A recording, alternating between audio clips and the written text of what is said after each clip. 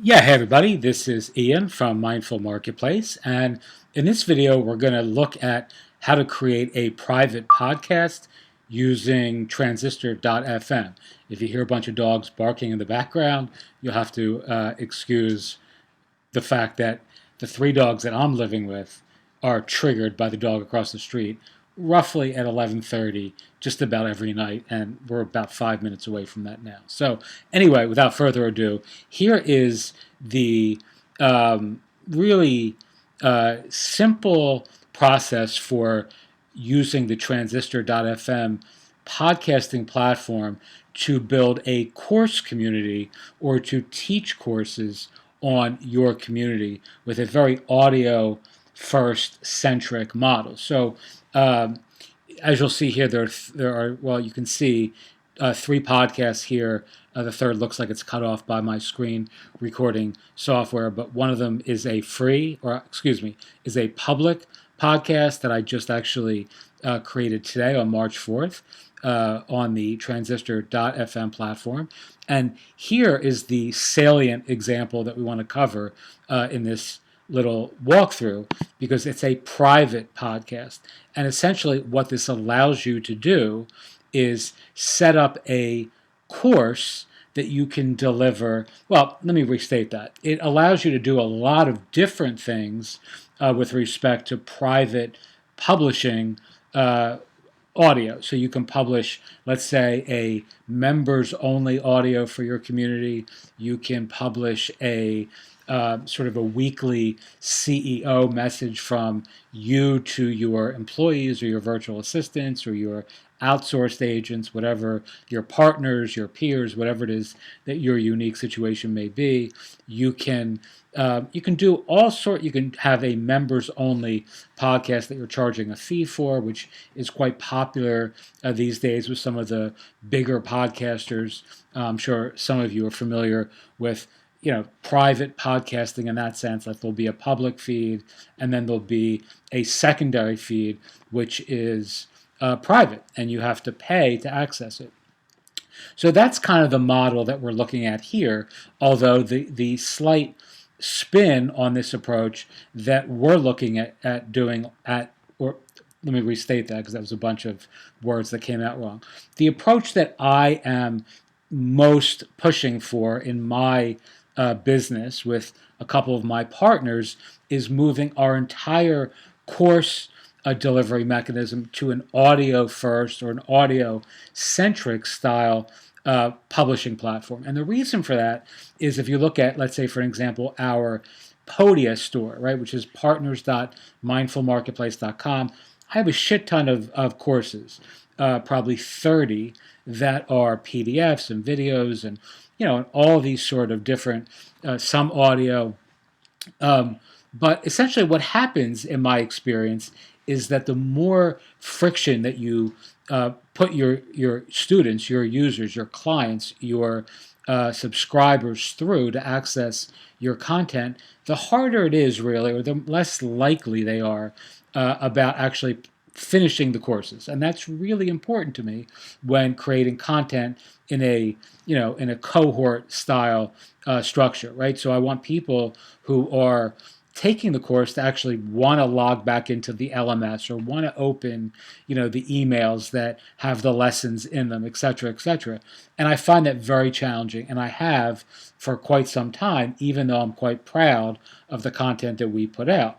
So, and it's very ubiquitous in terms of the concern in the online teaching space. I know that many folks, with respect to COVID-19, can certainly identify with the challenges that maybe you've had with your kids at home, learning, with your own sort of content consumption habits being. It's just not as the online learning space is not as friction free as it ought to be, right? So what solves that is the ability to deliver content in the apps that folks are already using, let's say, right? So Audible is how I generally get my audiobooks, right? I'm not going to go into an LMS or a Podia or a Teachable or a Kajabi to listen to an audiobook generally. I want it to be on Audible, right? If I'm going to listen to a private podcast or any kind of audio course or anything like that, I would prefer that it arrived in my podcatcher, right? My Apple podcast player that's on my phone that I can use walking to work or going to the gym or taking a walk around the neighborhood, whatever it may be. All right. So Transistor gives you the ability with this really simple interface to create these private podcasts, and I'm going to show you exactly what I'm doing with this tonight. So here, and this is just a test for YouTube. Obviously, the content that's in here is just being done extemporaneously for, I'm doing these for first private clients in our community, and then the public who's now watching this part of the video series on, I'm releasing this anyway on YouTube for free. All right, so this is, let's say, this is lesson number 4, how to submit your book to Amazon. So let's say I was, creating a 10 lesson course for self-publishing, right? And all I'm going to do here is I'm going to drop this audio from my desktop, which would be lesson number 4. And again, I like these sort of numerical sequential audio course format for really taking advantage for teaching courses in a very structured and streamlined way. All right, you can change the artwork on this individual episode. I'm going to skip that for the purposes of saving time. This is a quick summary of episode number 4. You may want to refer to the cohort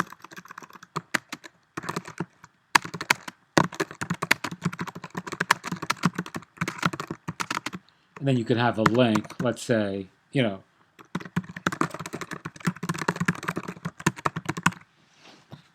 I don't know if that URL will show up properly or not, but it doesn't matter. This is just a summary, and if the link shows up, it's a plus. Now, like I said here, how we're using this, and you may be doing this differently, or you may envision this differently for yourself, but we have a circle community, so a forum that's being delivered on the Circle platform for our private clients, right? So for folks who sign up for our Podia courses now, some of them anyway, were delivering the community engagement element through Circle. So essentially, you can now have a audio companion course that goes through the Circle course that you're offering on your niche community. All right, defaults to Mindful Marketplace. All right, as you can see here, after a glass of wine or two, I spelled marketplace wrong. Let's just say this is not me rather than the misspelling marketplace.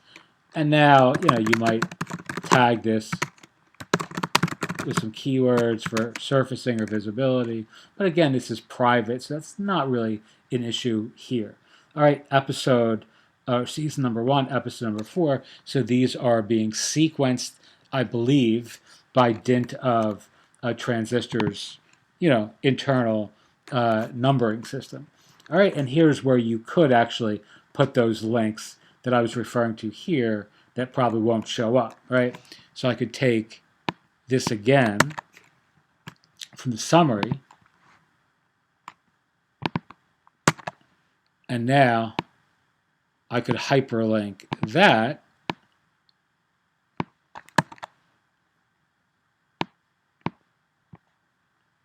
so I could deliver this piece of audio, which you're going to see in a second, is going to arrive in several different formats. It's going to show I almost choked there. It's going to show up on my phone, which you're not going to be able to see, obviously. But I'm also going to get an email, which you're going to see, because both the subscribers are ours. One is me, and one is our business me, right? So now I can publish now. Doesn't have explicit content, so we skip that. And now the audio is being processed. which takes a second, and an email is going to go out to the 2 subscribers, which are both currently me for this test. And then here are the analytics that you can look at,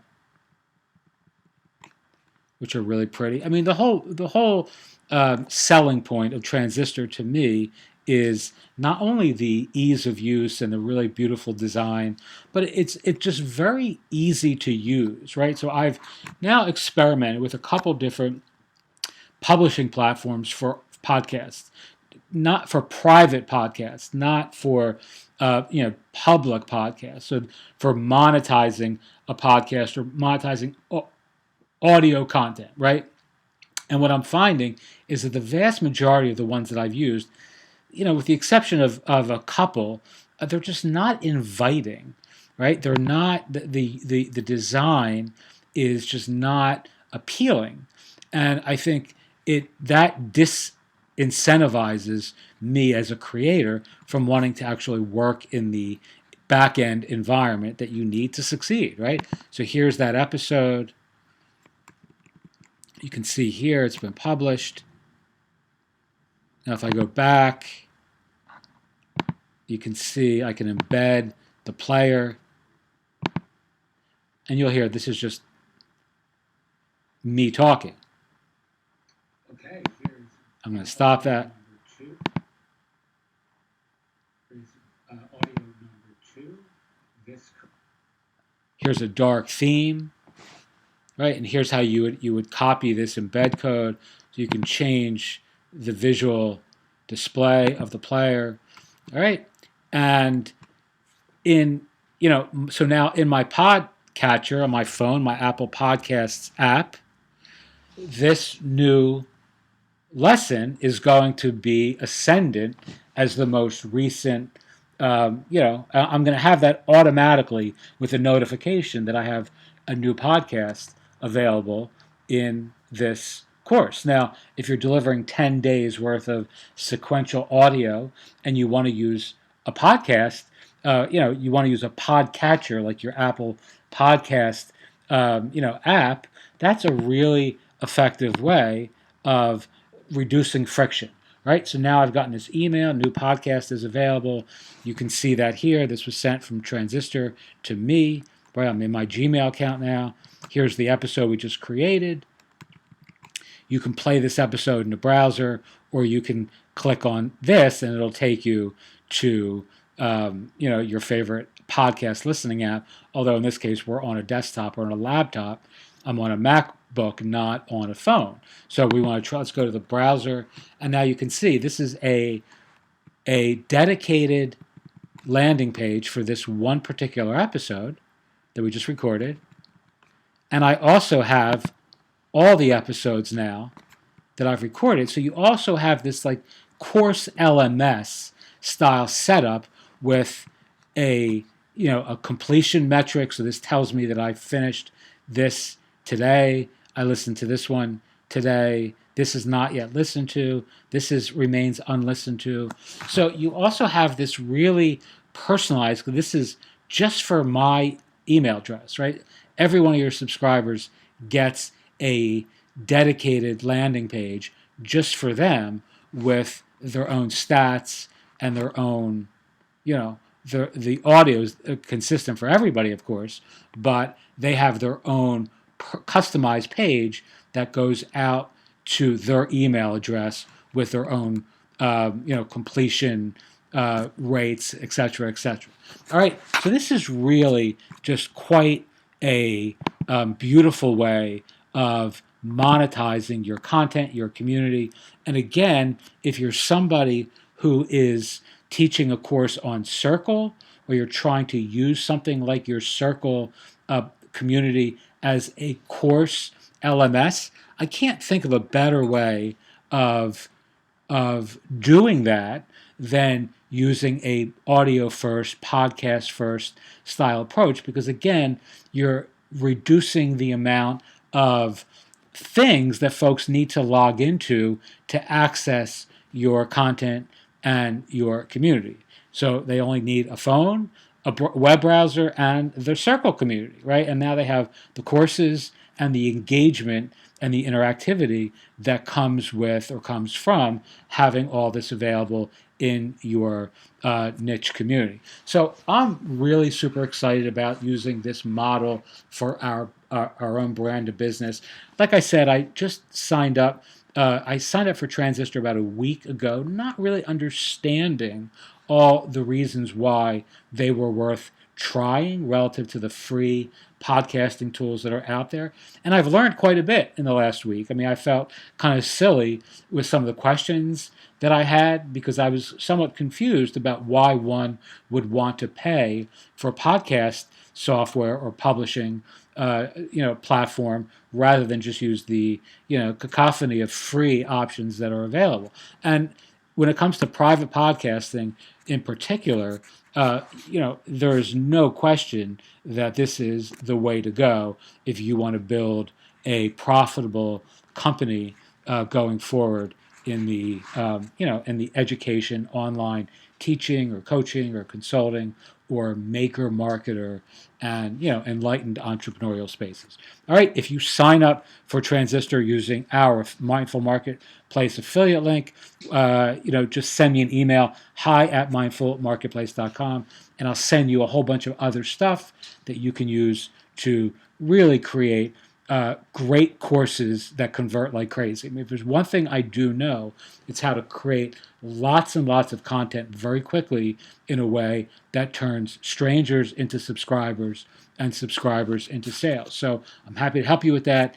Just shoot me an email, but you have to sign up for Transistor as an affiliate or using our affiliate link because I, just can't keep giving stuff away to everybody without some sort of kind of compensation from somebody, right? So that's the way we're going to be monetizing a lot of the free content that we're giving away. It's just by recommending the software that we're recommending and using as an affiliate in the hopes that some of you actually, are excited enough to join, and then I can help you from there.